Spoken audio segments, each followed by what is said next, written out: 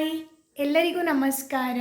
Welcome to my YouTube channel. ಬೆಳಗಿನ ತಿಂಡಿಗೆ ಅಕ್ಕಿ ರುಬ್ಬದೆ ಅಕ್ಕಿ ಹಿಟ್ಟಿನಿಂದ ದಿಢೀರಾಗಿ ಅಕ್ಕಿ ರೊಟ್ಟಿಯನ್ನು ಹೇಗೆ ಮಾಡುವುದು ಅಂತ ನಾನು ತೋರಿಸಿಕೊಡ್ತೇನೆ. ತುಂಬ ಸುಲಭವಾಗಿ ಮಾಡಿಕೊಳ್ಳಬಹುದು ಹಾಗೂ ಅಷ್ಟೇ ರುಚಿಯಾಗಿಯೂ ಇರುತ್ತದೆ. ಮೊದಲಿಗೆ ನಾನಿಲ್ಲಿ 2 ಕಪ್ ಆಗುವಷ್ಟು ನೀರನ್ನು ಕುದಿಯಲು ಇಟ್ಟಿದ್ದೇನೆ. ಅದಕ್ಕೆ ರುಚಿಗೆ ತಕ್ಕಷ್ಟು ಉಪ್ಪನ್ನು ಕೂಡ ಸೇರಿಸಿಕೊಳ್ಳೋಣ. ನೀರು ಕುದಿಯಲಿ. ಅಷ್ಟರಲ್ಲಿ ನಾನು ಅಕ್ಕಿ ರೊಟ್ಟಿಗೆ ಬೇಕಾಗುವ ತರಕಾರಿಗಳನ್ನು ಕಟ್ ಮಾಡಿಕೊಳ್ತಾ ಇದ್ದೇನೆ. ನಾನು ಇಲ್ಲಿ ಚಾಪರಲ್ಲಿ ಈರುಳ್ಳಿಯನ್ನು ಕಟ್ ಮಾಡ್ತಾ ಇದ್ದೇನೆ. ತುಂಬ ಚಿಕ್ಕದಾಗಿ ಇದರಲ್ಲಿ ಕಟ್ ಆಗ್ತದೆ.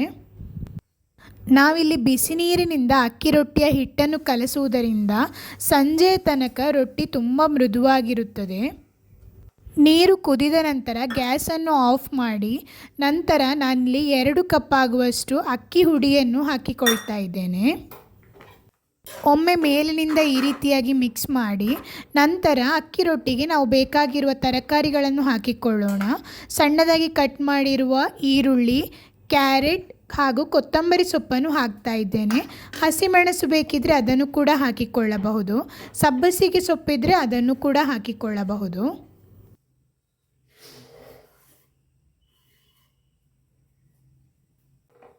ಎಲ್ಲವನ್ನು ಈ ರೀತಿಯಾಗಿ ಸೌಟಿನ ಸಹಾಯದಿಂದ ಮಿಕ್ಸ್ ಮಾಡಿ ಸ್ವಲ್ಪ ತಣಿಯಲು ಬಿಡ್ತಾ ಇದ್ದೇನೆ. ನಾವು ಬಿಸಿ ನೀರನ್ನು ಉಪಯೋಗಿಸುವುದರಿಂದ ಇದು ಸ್ವಲ್ಪ ತಣಿಯಲಿ, ನಂತರ ನಾವು ಹಿಟ್ಟನ್ನು ಕಲಸಿಕೊಳ್ಳಬಹುದು. ನಾನೀಗಾಗಲೇ ರಾಗಿ ಮತ್ತು ಅಕ್ಕಿ ಹುಡಿಯನ್ನು ಮಿಕ್ಸ್ ಮಾಡಿ ರೊಟ್ಟಿ ಮಾಡುವುದನ್ನು ಹಾಕಿದ್ದೇನೆ. ನೀವು ಆ ವಿಡಿಯೋವನ್ನು ನೋಡಿಕೊಳ್ಳಬಹುದು. ಅದು ಕೂಡ ಇದೇ ತರಹ ಮಾಡುವಂಥದ್ದು.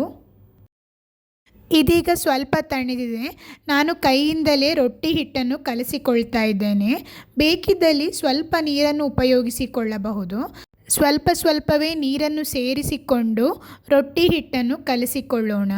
ಚಪಾತಿ ಹಿಟ್ಟಿನ ಹದಕ್ಕೆ ಕಲಸಿದರೆ ಆಯಿತು. ನಮಗೆ ತಟ್ಟಲು ಬೇಕಾಗುವ ಹದದಲ್ಲಿ ನಾವು ನೋಡಿಕೊಂಡು ಕಲಸಿಕೊಳ್ಳಬೇಕು. ನಿಮ್ಮ ಮನೆಗಳಲ್ಲಿ ಯಾವ ರೀತಿಯ ರೊಟ್ಟಿಯನ್ನೆಲ್ಲ ಮಾಡ್ತಾರೆ ಅಂತ ಕಮೆಂಟ್ ಮೂಲಕ ತಿಳಿಸಿ.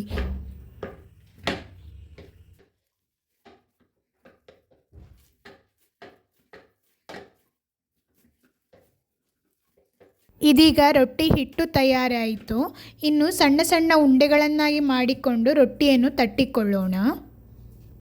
ನಾನಿಲ್ಲಿ ಎಲ್ಲ ಹಿಟ್ಟನ್ನು ಈ ರೀತಿಯಾಗಿ ಉಂಡೆಗಳನ್ನಾಗಿ ಮಾಡಿ ಇಟ್ಕೊಳ್ತಾ ಇದ್ದೇನೆ. ನಂತರ ರೊಟ್ಟಿ ತಟ್ಟಲು ತುಂಬ ಸುಲಭ ಆಗ್ತದೆ.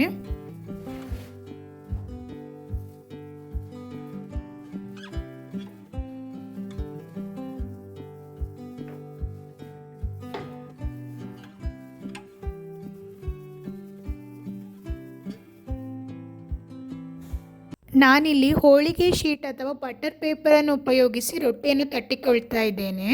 ಇದರಲ್ಲಿ ತುಂಬ ಸುಲಭವಾಗಿ ನಾವು ರೊಟ್ಟಿಯನ್ನು ಮಾಡಿಕೊಳ್ಳಬಹುದು. ನಮ್ಮ ಊರಲ್ಲೆಲ್ಲ ಆದರೆ ನಾವು ಬಾಳೆ ಎಲೆಯನ್ನೇ ಉಪಯೋಗಿಸಿ ರೊಟ್ಟಿಯನ್ನು ಮಾಡ್ತೇವೆ. ಸಿಟಿಯಲ್ಲಿ ಈ ರೀತಿಯಾಗಿ ಬಾಳೆ ಎಲೆ ಇಲ್ಲದಿದ್ದರೆ ಬಟರ್ ಪೇಪರ್ ಅಥವಾ ಹೋಳಿಗೆ ಶೀಟನ್ನು ಉಪಯೋಗಿಸಿ ರೊಟ್ಟಿಯನ್ನು ತಟ್ಟಿಕೊಳ್ಳಬಹುದು.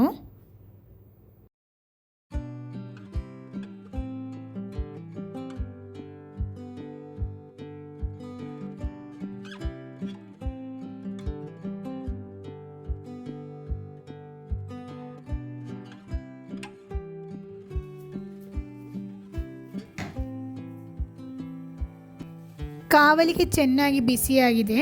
ಈಗ ರೊಟ್ಟಿಯನ್ನು ಬೇಯಿಸಿಕೊಳ್ಳೋಣ. ಈ ರೀತಿಯಾಗಿ ಬಟರ್ ಪೇಪರನ್ನು ಸೀದಾ ಕಾವಲಿಗೆಗೆ ಹಾಕಿ 1 ನಿಮಿಷ ಆದ ನಂತರ ಅದು ಸಲೀಸಾಗಿ ನಮಗೆ ತೆಗೆಯಲು ಬರುತ್ತದೆ.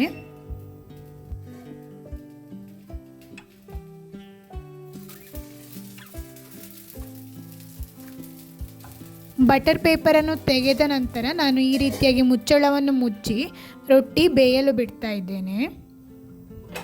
ಇನ್ನೀಗ ಮಗಚಿ ಹಾಕಿ ಎರಡೂ ಬದಿ ಚೆನ್ನಾಗಿ ಬೇಯಿಸಿಕೊಳ್ಳೋಣ. ಬೇಕಿದ್ದಲ್ಲಿ ತುಪ್ಪ ಅಥವಾ ಎಣ್ಣೆಯನ್ನು ಕೂಡ ಹಾಕಿಕೊಳ್ಳಬಹುದು.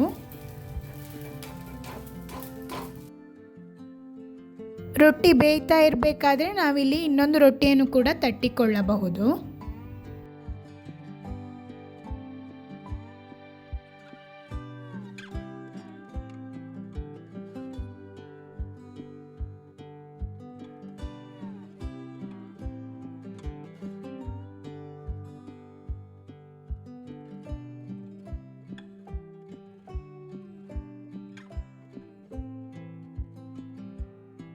ತಣಿದಾಗ ಈ ರೊಟ್ಟಿ ತುಂಬ ಸಾಫ್ಟಾಗಿ ಇರುತ್ತದೆ. ಸಂಜೆ ತನಕ ಕೂಡ ಮೃದುವಾಗಿಯೇ ಇರುತ್ತದೆ. ನೀವು ಒಮ್ಮೆ ಟ್ರೈ ಮಾಡಿ ನೋಡಿ. ಬೆಳಗಿನ ಬ್ರೇಕ್ಫಾಸ್ಟಿಗೆ ದಿಢೀರಾಗಿ ಮಾಡಿಕೊಳ್ಳಬಹುದು. ನಿಮಗಿಷ್ಟವಾದ ಚಟ್ನಿ ಅಥವಾ ಬೆಲ್ಲಕಾಯಿಯೊಂದಿಗೆ ಸವಿಯಬಹುದು. ಧನ್ಯವಾದಗಳು.